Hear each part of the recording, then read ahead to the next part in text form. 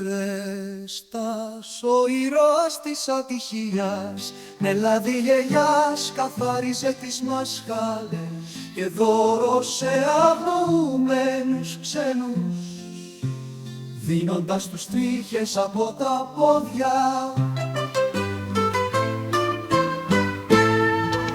Αγαπημένος και φοβερός, ο Κώστας ένα θρύλο γι' αυτόν, με μικρές πράξεις που συγκλονίζουν, στην καρδιά μέσα βυθίζουν.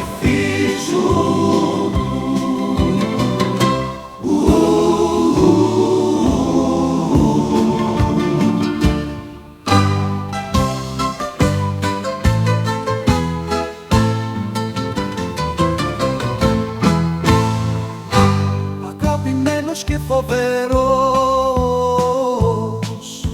ο Κώστας ένα θρύλο γι' αυτόν, με μικρές πράξεις που συγκλονίζουν, στην καρδιά μέσα βυθίζουν.